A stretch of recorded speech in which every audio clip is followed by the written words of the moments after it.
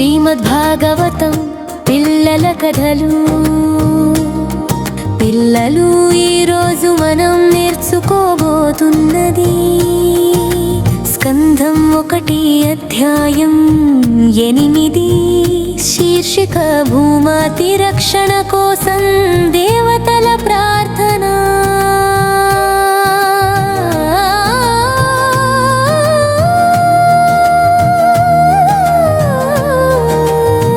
భూమాతి బరువు భరించలేక విలపించింది.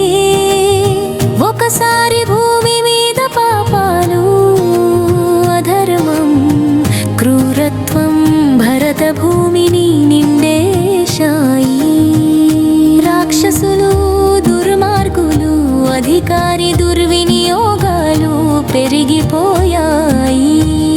ఆ పరిస్థితుల్లో భూమాత ఒక గొర్రె రూపంలో దేవతల ముందుకు వెళ్ళింది.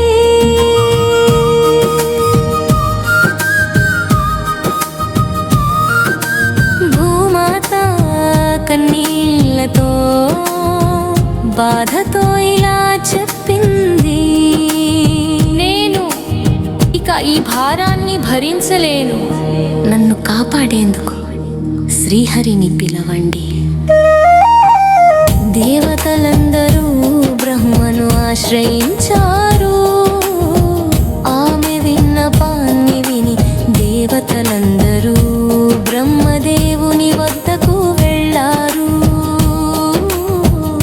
బ్రహ్మదేవుడు తనంతట తానే నిర్ణయం తీసుకోలేదు. ఆయన పాతాళ లోకానికి వెళ్ళి భగవంతుని ధ్యానం చేశాడు. అప్పుడు భగవంతుడి నుండి మనసులో ఈ సందేశం అందాడు, నన్ను పిలవండి, నేను కృష్ణుడిగా అవతరిస్తాను. మాత భూమికి న్యాయం జరుగుతుంది. కలియుగ బాధలకు తెరదించడానికి శ్రీహరి ప్రతిజ్ఞ.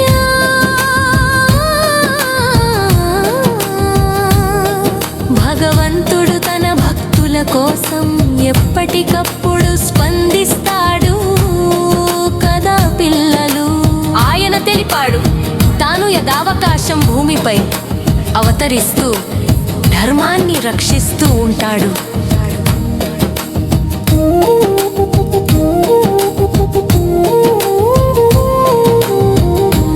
ఈసారి మాత్రం తాను యశోద అమ్మ ప్రేమను పొందే బాబుగా, బ్రజలో కృష్ణుడిగా జన్మిస్తానని చెప్పాడు. దేవతలందరూ ఆనందంతో నతిమీలించి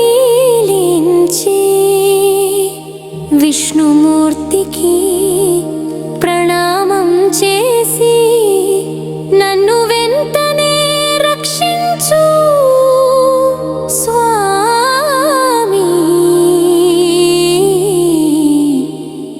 అన్నారు. దేవతల భయానికి సమాధానం కృష్ణుని పుట్టుక. ఈ అధ్యాయంలో భగవంతుడు చెప్తున్నారు, ప్రతి పాపానికి శిక్ష ఉంటుంది. ప్రతి శత్రువు మించి ప్రేమ ఉన్నదని నేర్పించేందుకు తాను శాంతి రూపంగా శిశువుగా భూమికి వస్తున్నాడు.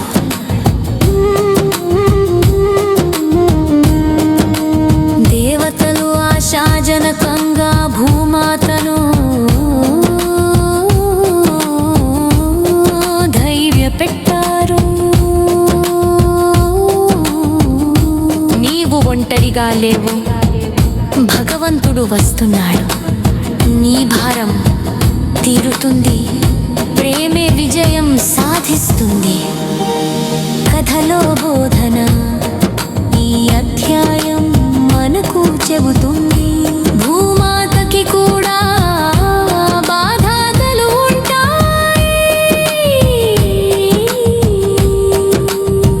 భగవంతుడు పాపం పెరిగినప్పుడు తనను తానే అవతరించుకుంటాడు. ప్రార్థన ఎంత శక్తివంతమో ఈ కథ ద్వారా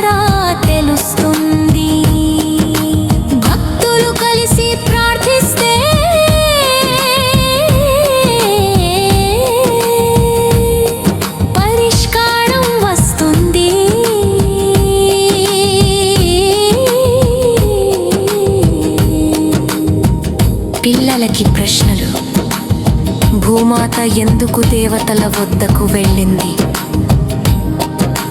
దేవతలు ఎవరి దయ కోసం ప్రార్థించాడు? భగవంతుడు ఎలా స్పందించాడు? భూమికి శాంతి రావడానికి ఏమి జరుగుతుంది? ప్రార్థన శక్తివంతమైనది, భగవంతుడు వింటాడు. ధర్మాన్ని రక్షించడానికి భగవంతుడు ఎల్లప్పుడూ సిద్ధం.